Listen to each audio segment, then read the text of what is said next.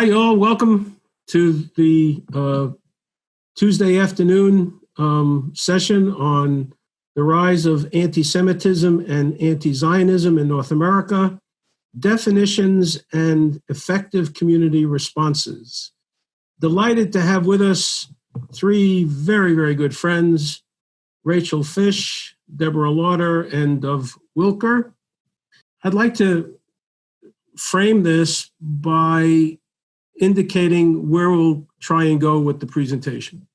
We want to talk about anti-Semitism and anti-Zionism and make some sort of distinction between the two. Before doing that, I'd like very much to focus on the broader context of what we've seen in North America over the last 3 to 5 and maybe 10 years. And that might be what we'll call a spike in hate crimes broadly. Define what they are, and then put under that or into that where the anti-Semitism or anti-Zionism fits. Maybe make a comment or two, or obviously let the speakers make a distinction between what is hate speech and what is freedom of speech, because that will have an impact in discussing what goes on university campuses. Take a deep dive into the distinction between anti-Semitism and anti-Zionism. Quickly, let me introduce our guests. Deborah Lauder, the Executive Director of the New York City Office for the Prevention of Hate Crimes. Deborah Lauder brings 3 decades of experience in working against hate acts and bigotry. She's formerly a Vice President for the Anti-Defamation League. Her past work focus on training and education to provide schools and law enforcement officials and communities an understanding of what are the roots of hatred. Prior to come to the ADL staff in New York, she headed the ADL Southeastern Regional Office in Atlanta, and prior to that, she was head of the Jewish Community Relations Council of the Atlanta Jewish Federation, where I got to know her back in the late 80s and early 90s. Deborah's a graduate of the University of California, Berkeley, and received her JD from Cardozo School of Law. Dov Wilker has been regional director of the AJC Atlanta office since 2011. He previously served as the AJC's Atlanta assistant director, and in that position, he was selected to participate in the first United States professional exchange in South Asia, visiting Sri Lanka. He's been very involved with the AJC here in Atlanta in their outreach to the international community, to consulates. He earned his MBA at Tel Aviv University, worked for an Israeli software company, began his career with the Israeli Ministry of Foreign Affairs in the southeastern United States. And finally, my good friend, Dr. Rachel Fish. She's the founding executive director of the Foundation to Combat Anti-Semitism. In 2018 to 2019, she was a senior advisor and resident scholar of the Jewish Israel Philanthropy, the Paul Singer Foundation. From 2011 to 2018, she was executive director of the Schusterman Center for Israel Studies at Brandeis. She has a doctoral degree in Near Eastern and Judaic Studies from Brandeis. She holds a master's in theological studies from Harvard. She wrote on binationalism and is also a member of the CIE board. Let me start off by asking each one of you, in the order in which I introduced you, how is hate speech broadly defined, and how has it changed over the last 10 or 15 years? How has the definition changed? I think it's probably easier for me if I define hate crimes, if you don't mind, because making the distinction, I think, will be really important. So hate crimes are those criminal acts that are motivated in whole or substantial part by somebody's bias against others on the basis of, and there's usually a list of categories like religion, race, ethnicity, gender identity, sexual orientation, disability, and age. In order to be a hate crime, there has to be an underlying crime that happens. And these laws then provide for penalty enhancement. they need to be distinguished from hate speech, which would be similar because somebody is uttering something that expresses their bias or prejudice based on those same characteristics, but there's not potentially a crime involved underneath it all. There's no physical assault or other act that would rise to criminality. But the hate speech itself can still cause the same kind of hurt in many ways to somebody's individual personality traits, right? So people today, they talk a lot about criminalizing hate speech. And, from our perspective, that's not a good idea. There has to be actually some crime involved before it rises to the level of doing something in the criminal justice system about it. This is America. Free speech, First Amendment protections are there. You have a right to be a bigot, right? You have a right to be a bigot in this country. You have the right to utter hateful words against others.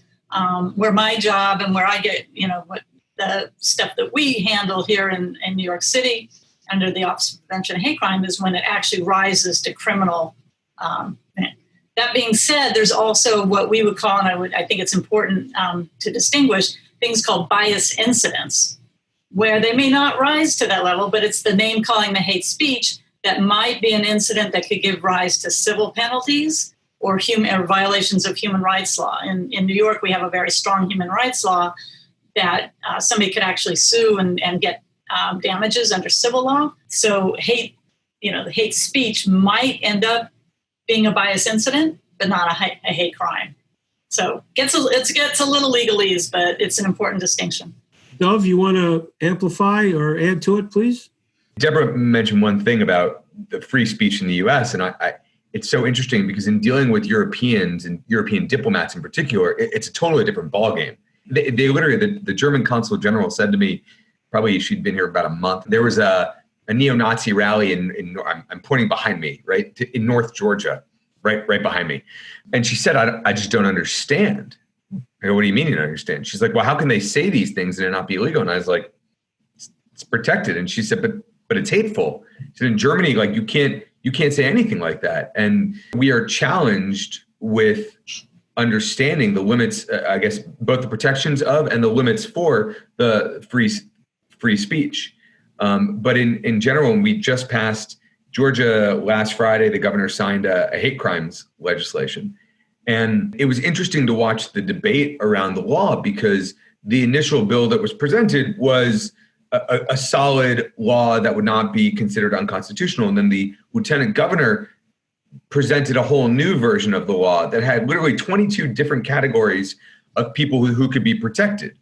And then they added a protection for first responders. So the idea of what actually counts as a hate speech or what characteristics someone has either innately or through their profession that allows them to be protected under a hate crimes law is something that is, is being pushed even more so today. And I'd say in response, I believe, to a lot of the protests that you're seeing, we want to create more protections so that you can implement the laws the way that they're meant to, but also in a way to minimize the impact of the laws.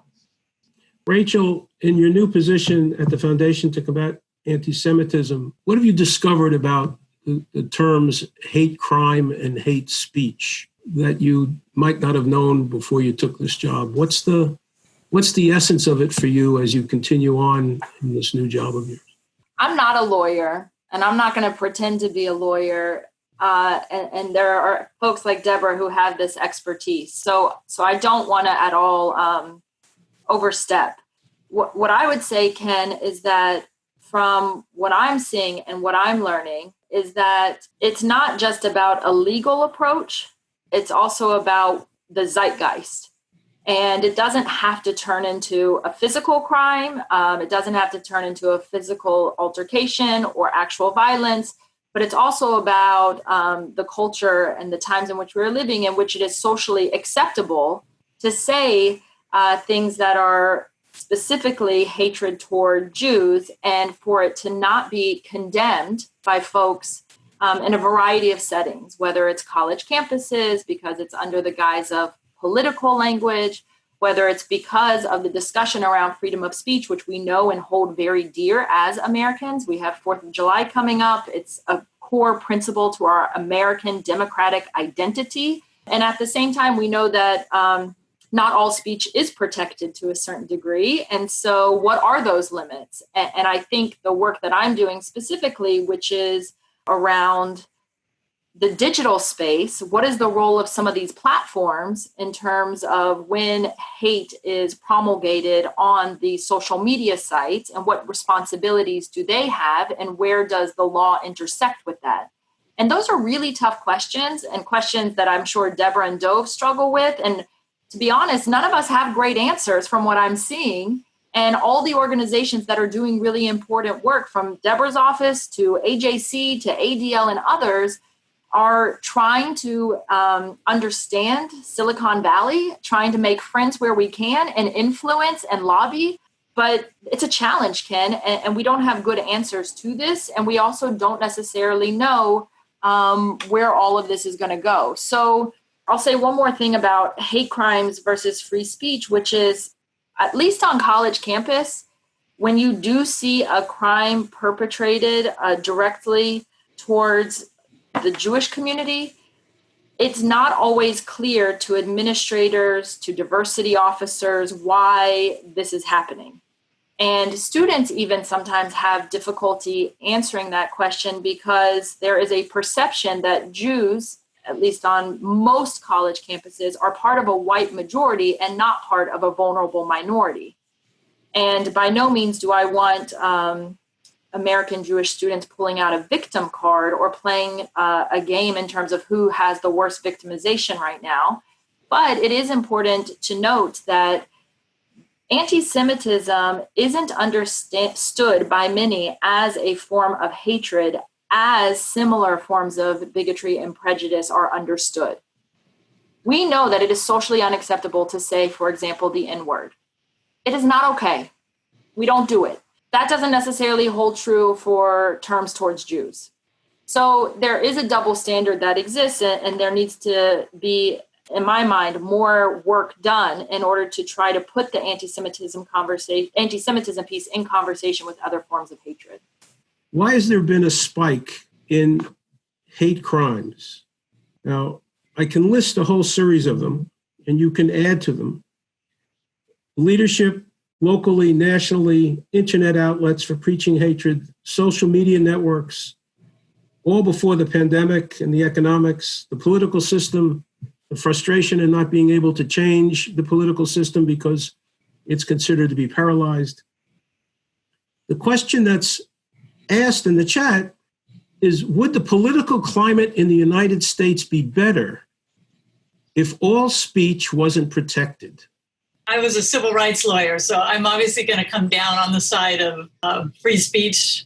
I don't believe so. How do you qualify better? The climate is bad, as Rachel said, but is that a function just because the speech is there? I mean, the speech is expressing angst or anger among people that has been under the surface for years, and now for some reason, whether you want to attribute it to top leadership who've opened up the door, the Pandora's box. I tend to say taking the lid off the sewer, that people feel free to express what has been in their hearts. I don't think suppressing the expression would make things better. Whatever in the hearts and minds of people needs to be expressed and pushed back against to create a culture of more empathy and respect for others. I don't think suppressing free speech is the answer. Before we turn to Rachel Fish's PowerPoint, Rachel, you just want to give us a very brief introduction.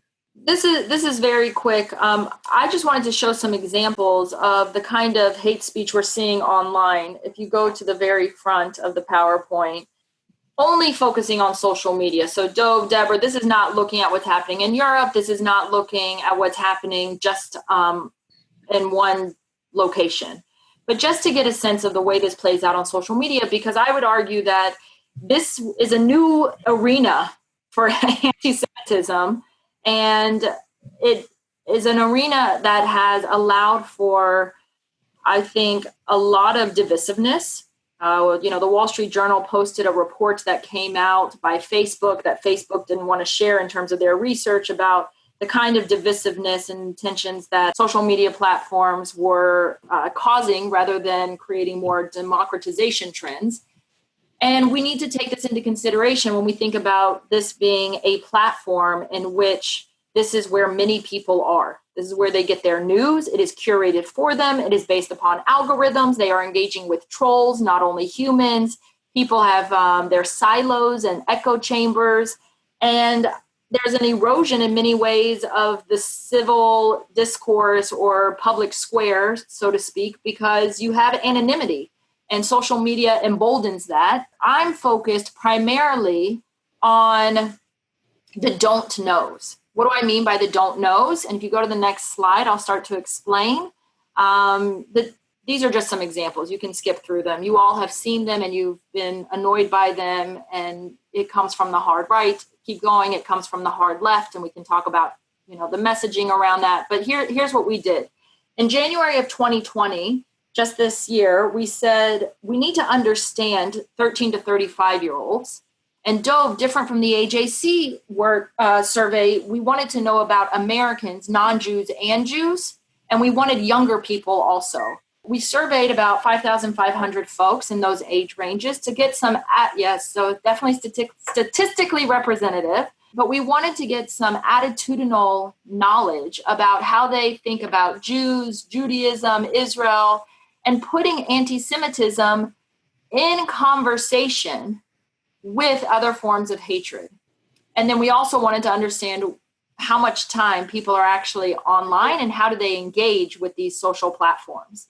And it's very much what you could imagine. When you ask 18 to 35-year-olds how much of a problem they think the following issues are, the problem they know the least about, they don't know, is anti-Semitism. And we split the survey so that it also referred to hatred of Jews or Jew hatred. So people don't know. And why we put don't know as an option is because sociologically speaking, people answer don't know for two reasons. Either because they truly don't know or because they don't want to say the politically incorrect thing. So they answer don't know. This is just a traditional question. ADL asks, Pew asks, AJC has asked in terms of, is Israel an asset to America based upon being a strategic ally and its values, or is it a monetary burden? What's interesting is the don't knows. And if you break this down by ethnicity, and if you break it down by education, and then you break it down by political affiliation, there's more information that's helpful. And what we are seeing is that the Black community poses a tension or challenge in this area, also around Jews, and also Israel. And if you go to the next one, it's the same thing that you're going to see for 13 to 17-year-olds, Michelle. The numbers are larger of don't knows, not surprising. They're younger, less exposure, less education, less experience. And if you go down one more, it's the last slide, the number grows for the don't knows in terms of the same question for 13 to 17-year-olds. The key for the don't knows, thank you, Michelle, is the following. My audience is not the people that are already on this screen. My audience isn't even the people that you're teaching. You have an important job, and I'm not diminishing that job, but those people are positively predisposed to want to engage in this conversation or have sensitivity or will be educated to have that sensitivity because of you. My job is to actually focus on the people in the middle, not the folks on the far end who are the detractors, the haters. I can't change their minds. My job is not to change their minds.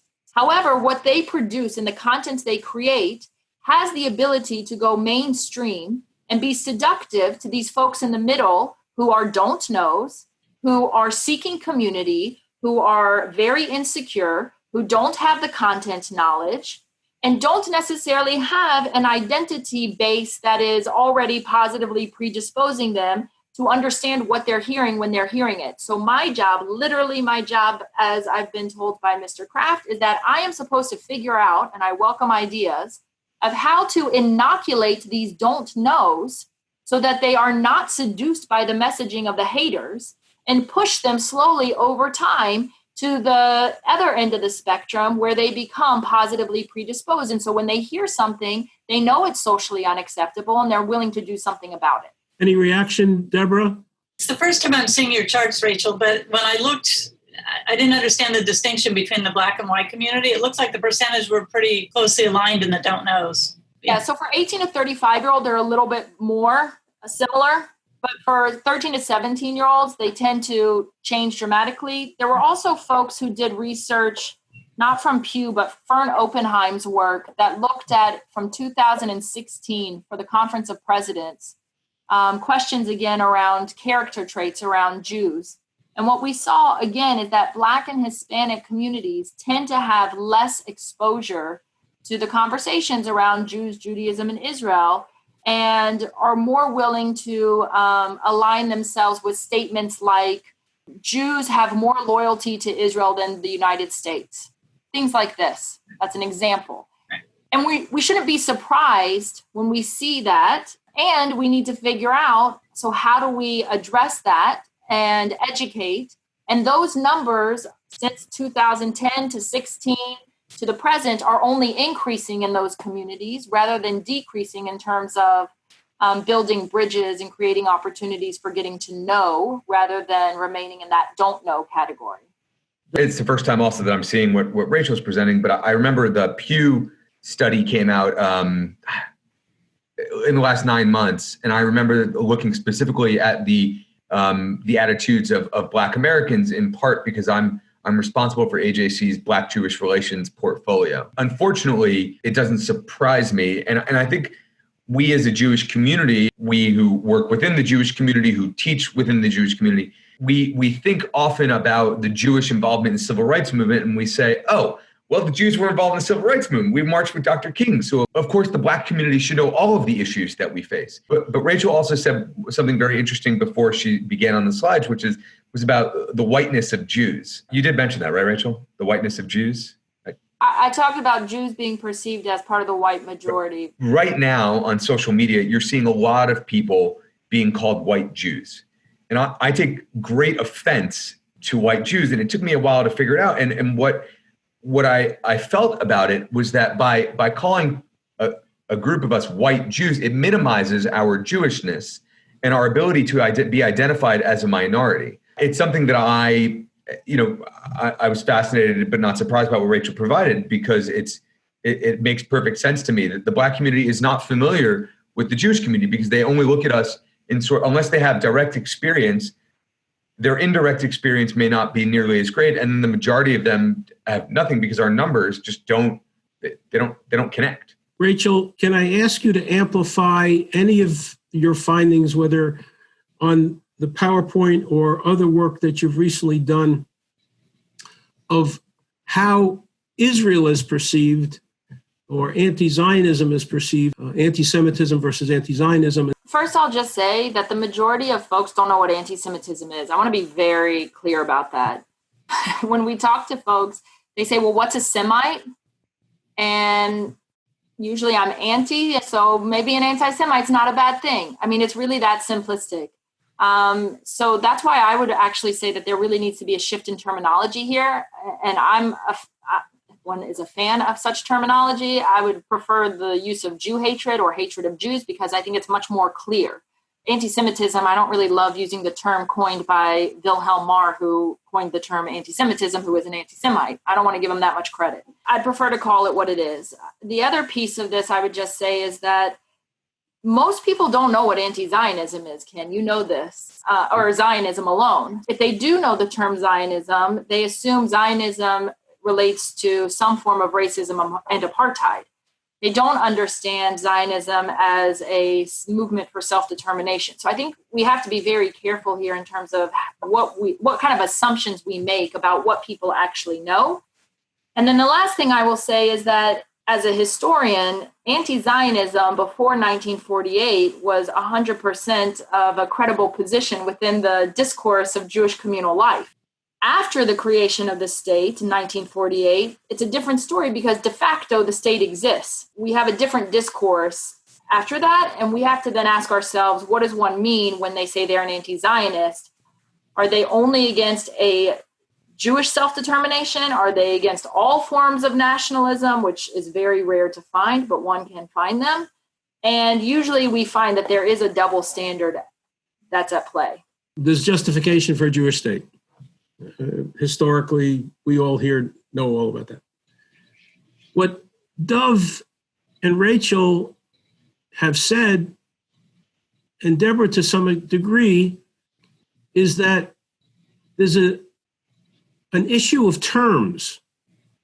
And it's an issue about the knowledge of what the terms are, the sophistication on what the terms mean. Rachel premises her remark earlier is that most or many people can't even define what Zionism is, let alone know what anti-Zionism is.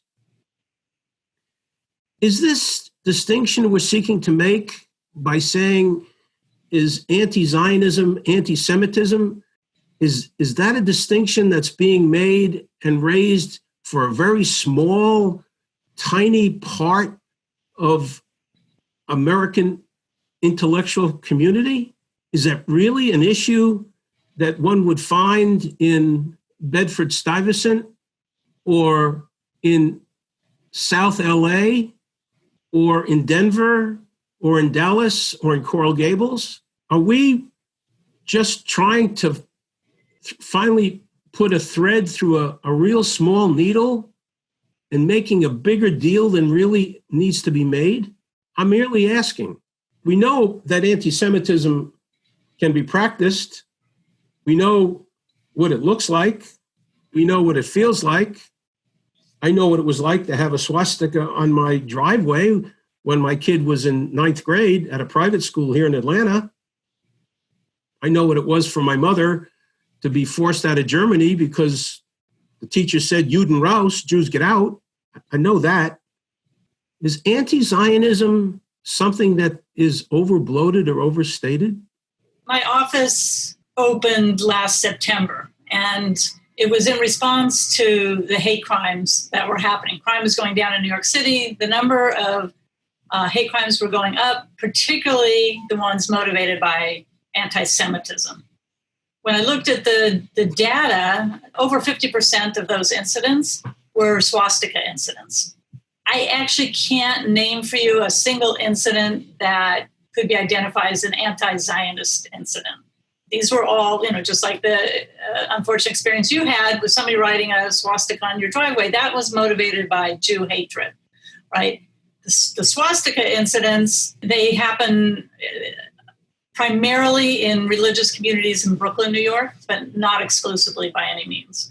I think if you look at the numbers nationally, that would bear out. These are swastika incidents, other defacements. On the college campuses, some of these hate incidents were motivated because of anti-Zionism. There always has to be and Rachel could probably speak more to this, or Dove, I don't deal with campus so much, where they cross the line between criticism of Israel, which is valid and free speech protected, into Jew hatred.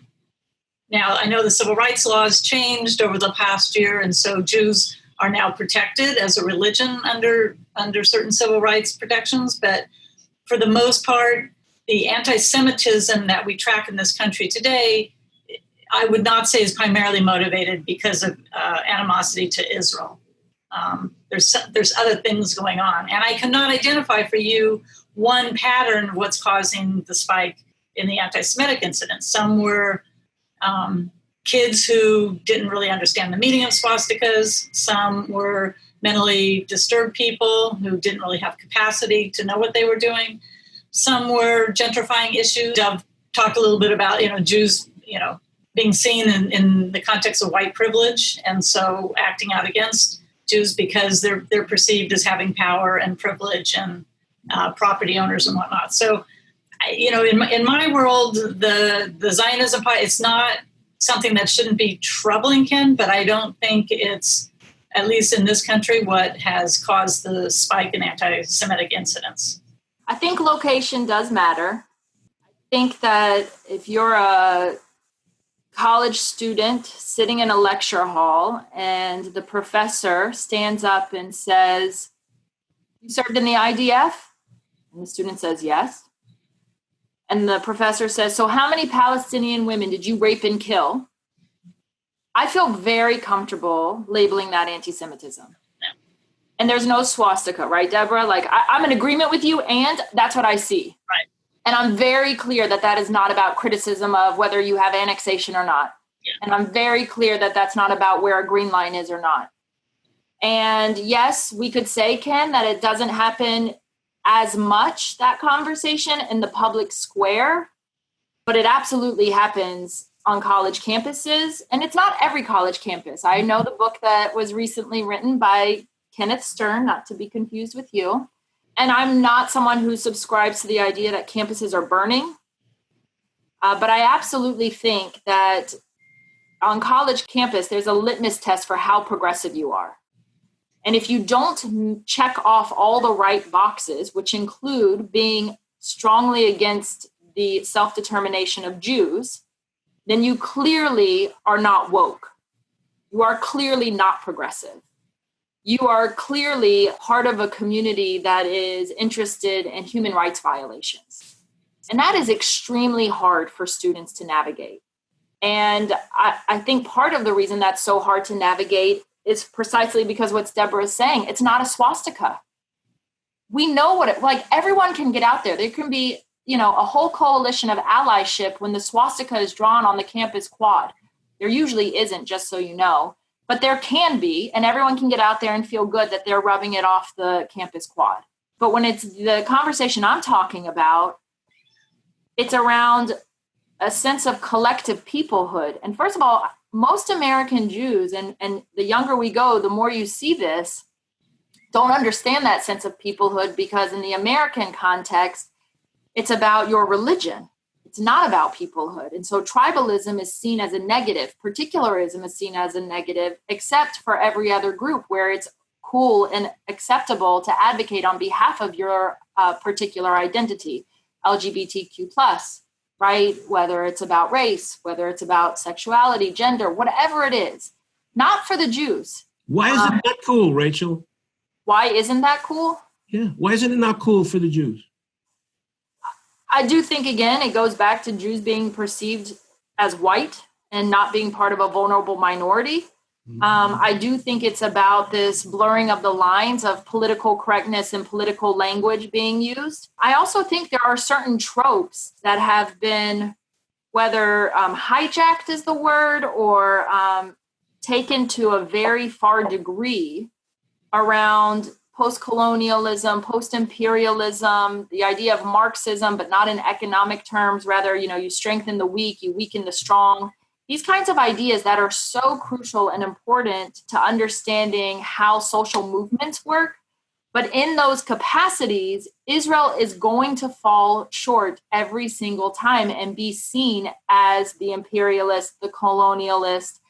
And this is where you see, for example, like the slide that I showed you from the hard left, that you get campaigns like the Deadly Campaign, where, encouraging all law enforcement to make sure that you are not having law enforcement at either the state level, the local level, or the police patrol on campus, have any training with the Israeli security forces, because they encourage and teach bias, and this is how they treat Palestinians, and ergo, this is why we have the racism we have with police in America. I mean, these are the links that are created, and that's very insidious and very hard for people to actually pinpoint and talk about. But that absolutely has to do with this notion of Jews holding power. And I find that no one talks about Iranians holding power, Koreans holding power, the Mexicans holding power, Russians holding power, right? It's not an issue. But when it comes to Jews holding power, it's a major issue. The challenge that people face, or that the Israel question faces, especially at this moment in time, related to policing. So Rachel mentioned the deadly exchange. So my guess is that every single one of your major police departments are going to have to face a question of whether or not it doesn't matter if they currently do professional exchanges with the Israeli law enforcement, it will just be you are not allowed to do those exchanges with law enforcement. And in part, it goes back to this conversation around Jews who benefit from white privilege, right? So I recognize that I myself am a Jew who benefits from white privilege, but I don't believe that myself is white. And we have done a poor job in America. I think the term we say is Ashkenormative, right? We as an Ashkenormative society have done a poor job until the last 3 years, let's say, about talking about really what is Jewish diversity and not about Jews of color. So I did my undergraduate at the University of Miami during the Second Intifada. And I got to the University of Miami from after spending a gap year in Israel. So I, was immersed in the Second Intifada and then came to college campus. And I remember one of the initiatives that the Israeli Foreign Ministry at the time was pushing was this campaign of Faces of Israel. And it was a series of 16 posters that showcased in diversity in Israel. And I remember having it on campus and people coming up to me and sort of asking questions because they'd never seen a Jewish person that looked like that, right? They had only seen a Jewish person that was of Eastern European descent or who had family that perished in the Holocaust. So to get back to your question, I think depending on the location and the community, you're more likely to hear about these challenges than others. But it's absolutely an issue. But the challenge, additional challenge, similar to Jew hatred, is if Jews are unable to articulate what does Zionism mean to them, or even to identify as Zionists. Like, I am a proud Zionist, and I have no problem saying that, and I believe that there are 51 flavors of Zionism. But if American Jewry or diaspora Jewry is unable to articulate what Zionism means to them, who cares if it's called anti-Zionism? It's not going to make a difference. It's the reason why we talk about anti-Israelism as more of an understanding, and then you see them quickly pivot to saying, no, I'm against the policies that Israel has enacted, not the country, not the people. I believe that we organizationally and I believe the Jewish community as a whole still needs to continue to reach out for people to understand the values and the positivity that we bring to society, because I think we're losing out on the don't knows to those that are easier to say, oh, you should be against this, right? It's always easier to be against something than it is to be for something. It's the reason why when religious freedom laws were starting to be pushed in the United States, companies in different cities and states were outraged by religious freedom because it was much easier to be against a religious freedom law that they felt would damage them as a business than it would be to pursue stronger hate crimes legislation, which probably would have one could argue could have a better benefit for the states and cities that they live in. I've noticed over the years, over the last decade at Emory, teaching that there's more politics in the classroom than there was 20 years ago, and that 20 years ago there was more politics in the classroom than there was in the 70s when I was first as a graduate student. And the politics in the classroom borders on, is the discussion or is something that a professor is saying or something that a professor is assigning, is it anti-Semitic? Is it anti-Israeli? Is it based in fact, or is it based on political outlook? The study sheet was handed out at the University of South Carolina in the fall of 2002. So the question that I'm asking is the information in paragraph 1. Is that anti-Semitic? Is that anti-Israeli? How would you categorize it? Anti-smart. Well, it was passed out by the professor. Okay, that's fine. And we won't make any more judgments about people who teach at the University of South Carolina. In all seriousness, Ken, I'll relate this. Good, go. September 11th, 2001. My first day of orientation at Harvard Divinity School. Harvard. Wow, right? The dean of the Divinity School walks in. He says, we don't really know much, but we can assume that what is happening today is because of the United States' support of Israel. He says this as a dean. He says this as a professor of Islam. He says this knowing full well that he has an audience of students who come from every ethnicity, every possible country, every religious background. And he thinks that this is 100% acceptable to say and is not at all political in a negative way. He's just stating fact. And the majority of students in that room are don't knows. The majority of them are don't knows. I don't care what they got on their SATs and their ACTs and whatever else they took. They don't know, Ken. And they're listening to this individual who they assume, because he's a professor and a dean, knows what he's talking about. So what you're essentially saying, Rachel, is students, regardless of the school that they're going to or coming to, are notoriously ignorant or apathetic when it comes to knowledge of world affairs. And they're willing to take what a professor may say in the front of the classroom as gospel, if I can use that term, because they don't know any better. Not all, but many. There was a test done, and I don't remember if it was Pew or someone else, several years ago now, maybe almost a decade ago, about geography literacy. Meaning, do you know where things are actually on a map? And the overwhelming number of high school and college students didn't know basic geography. So it matters if you know where places are. Listen, do people on this call know everything about what there is to know about China? Everything there is to know about, Brazil? Everything there is to know about pick your poison of any country? No, that's why you have subject matter experts. And most people, not all, but most, don't read every possible news source. And not only read every possible news source, but read the news sources that they probably wouldn't agree with, which is what is required in order to be deeply engaged in these subjects. And just to go back to social media, you get your news curated for you, especially, and if you're 13 to 35, 13 to 40, sometimes your news is John Oliver only, or only, whomever, and I'm not picking on them, but that's highly problematic at the end of the day.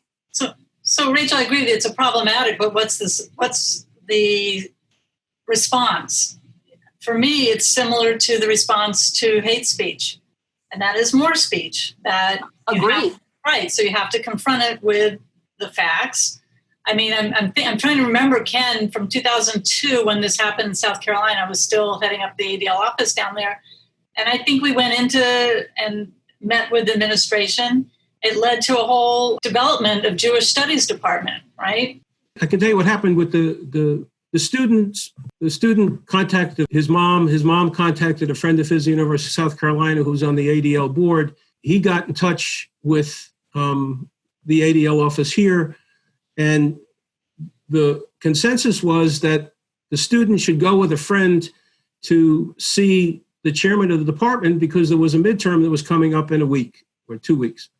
The mother and the two kids were afraid that if they didn't put on their midterm that 9/11 occurred because of America's relationship with the state of Israel, they were afraid they were going to get points marked down on their midterm. That's in fact what happened. And once the chairman heard this from the students, he turned to the students and said, if this happens on the midterm, come see me. So they went and they saw the chairman, and to the chairman's credit, he said, this will not be tolerated because this is opinion, this isn't fact. He actually called the professor in, the 4 points were restored, and the professor was told, you can't use this study sheet anymore. Now, I don't know if it happened that way in the future in 2003 or 2004, 2005, but that was one case. Let me offer you, here's another list. Here are controversial statements or controversial activities that you have to argue, is this anti-Semitism or is this anti-Zionism? Number 8, boycott or harassment of Israeli citizens abroad. Is that anti-Semitism or is that anti-Zionism? The point I want to make to everyone is that we are constantly finding ourselves in really tiny crevices of gray areas in which it's extraordinarily difficult to come out on one side or the other. What is interesting is that the chairman of the department at the University of South Carolina did not admonish the professor and say to him, you have violated freedom of speech. I've actually said you practically have every right to teach what it is you want to teach, but you can't penalize someone for writing something down that is opinion or not writing it down for its opinion. And we have more and more examples like this in more and more campuses, as Rachel pointed out, as we have progressed into the most modern period, where there is a highly contentious discussion about Israeli policies, not the least of which may happen tomorrow with the annexation, if it does or it doesn't, or it happens in a little bit, it happens in Malay Adumim, or it happens in Gush Etzion, or it happens in the Jordan River Valley, or it doesn't happen at all. Whatever it is, there's a trigger that takes place on university campuses now, which is Israeli political action generates a reaction, which sometimes puts kids who are on campuses who have a positive attitude toward Israel in a highly uncomfortable and defensive posture. But it's not just on college campuses. I mean, I think I agree. We spent so much time, and rightfully so, although I agree with Rachel, I'm not one of those people who believes the college campuses are burning from anti-Semitism. And I'm proud that HAC doesn't feel that way either, although we do take it seriously. We started a program called LIFT, Leaders for Tomorrow. It's for high school students. We do it for sophomores and juniors. And the reason we did the program was because of the issues that the kids were facing in their own high schools. And as we referenced with Deadly Exchange, I mean, this is becoming much more a part of the, political conversations in the United States. So whereas once we were able to pinpoint it just to college campuses, now it's taking over everything. It's affecting all of us at all ages, no matter where we are. I put together a backgrounder on Black Lives Matter and the movement for Black Lives, right? So that people can understand sort of where is the anti-Semitism within, because the anti-Semitism is only within the movement for Black Lives. It's not within anything officially for Black Lives Matter. And the reason I bring that up is because we are a people of nuance, right? We pride ourselves as Jews of being the people of the book, right? And so we think often about nuance, but so therefore it's that list of 10 things that you just showed us, right? We have to engage in the nuance of it, right? Because we're Jews. It's almost like I wish I could kick myself and say, why don't I just look at everything as being black and white? It would make life so much easier. And it would make my job so much easier, because then I could say that's and there are people within the Jewish community who do view everything very black and white. As we challenge ourselves to how we feel about these issues, because we in the Jewish community have such diverse opinions about how we feel about a lot of either the actions or the statements that are made, both whether it's anti-Semitism or anti-Zionism, we have to remember that on the one hand, nuance is important for us, but we don't have to debate everything. We just have to be strong in our understanding of why we believe what we believe. Because, empathy, I'm working on understanding empathy, but my understanding of empathy is about understanding how other people feel. I often find that we almost over-empathize when it comes to anti-Semitism or anti-Zionism, because we want to think the best of people. So let me ask if any of you would care to share ideas that you would like to give to our teachers, educators, on what they would do in having their students better manage the topics of anti-Semitism or anti-Zionism. What would you suggest would be great ways or good ways or beginning ways for them to begin to talk about very tough topics? There is real need to have complex, nuanced discussions about all of these issues, roses and thorns, all of it. I also feel very strongly that your job is not to teach people what to think, but rather how to think, critical thinking skills. I really believe that. My kids who are very little, I feel like, and one of their teachers is on here, so a shout out to Ayelet, but they're probably more critical thinkers already at a very young age than some high school students that I've met. And there's something to that, because it's not only what we're giving them and what their teachers are giving them, but we're actually really encouraging them to be able to use the lenses of critical thinking in order to not be part of herd mentality. And that's not easy. And that takes moral courage. But your students and your kids are looking up to you for that moral courage. And when they don't see it from their educators and their administrators and their clergy and their communal professionals, then that's often when they think that the professors are the ones who have it. And guess what? Most of the professors around Israel, when it comes to moral courage, are absolutely silent in telling students, don't rock the boat, keep your head down, and just go through classes. I firmly believe we have a responsibility as educators to help them think about all of the complexity and nuance. And sometimes they're not going to be right. And they need to be told more speech is better speech, not silencing. And sometimes they need to be told, absolutely stand up and don't be afraid if you get the F. Because guess what? You're not going to remember the F and no one's hiring you because of that F. What you're going to remember is what you learned from this experience. The work that I do, I often say to people, there's no one way to fight anti-Semitism, racism, homophobia, whatever. You have to do it in a comprehensive approach. It's through law enforcement. But the most important for me is the education piece, and that's what you're all doing. So it's having the tools to be able to present facts, but also to create the empathy, the stories, to make people have the connections. So the third element for me, besides law enforcement, education, the third is community relations, and they often overlap. So one of the things like I've been doing in New York is bringing Hasidic rabbis into public schools to speak to kids. These kids, they interact all the time.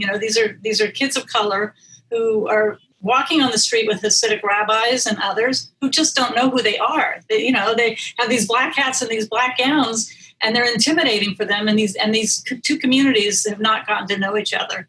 So bringing them into the schools just to talk about who they are has been enormously powerful for both sides. So I think to the extent the teachers, the storytelling for me, I think is probably the most impactful. So even when you're teaching about Israel, telling the stories, putting the real face on the Israelis, actually having the voices of people who can talk about their real lived experiences. I think we're in such an upheaval in this country today, and I think the kind of critical thinking skills, but also the empathy skills that we're all going to need, that all of our students are going to need to go forward, whether it's to deal with anti-Semitism or racism, are just so important. And I just, for me to just want to say thank you to all of you who are educators, because I have enormous respect for what you're doing. It's not easy. And the fact that you're taking all this time to learn this important subject is just really uplifting for people like us on the other side who know you're doing the good work. I believe I have 3 suggestions. AJC is an advocacy organization. So similar to Deborah, engaging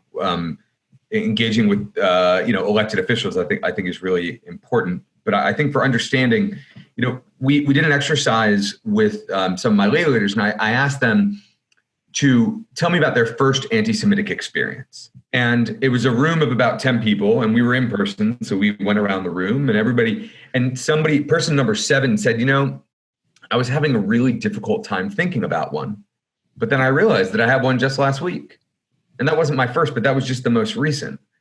So Deborah said, sharing stories, but ask the students about their personal stories, right? There are things I recall that my first experience was when I was 9 years old playing football, and I had this headgear that looked like payas, and kids made fun of me for that. But I remember that from when I was 9. I think that's one thing to do. To Deborah's point about showcase the diversity of Judaism, perhaps do it through food, but do it with, I'm sure that many of your schools have very diverse Jews that are a part of it. So I would include that. The third one that I've never tried, and I'd actually love to get Rachel's opinion on this, but I don't engage with internet trolls. But maybe have your kids create a pseudonym on Facebook and engage with it with an anti-Semitic troll, both to see what it's really like for many of those people. I absolutely refuse to use my platform in that way. But I feel the need at times, because the idea about where our voice is, we really remove our voice when it comes to social media, and we let a handful of people sort of take over it. And I think, allowing students to understand that, they see it. By the way, I know I'm not sure that anybody would be comfortable with doing it. That's why it's a terrible idea. But think about the experience that they might receive by doing it. I mentioned it as a crazy idea, but I thought about it. So I figured. So thank you, Ken, for allowing me to articulate absurd ideas I want to thank Rachel, Deborah, and Dove. Thanks for a very informative time, and for being so dreadfully honest. It really matters.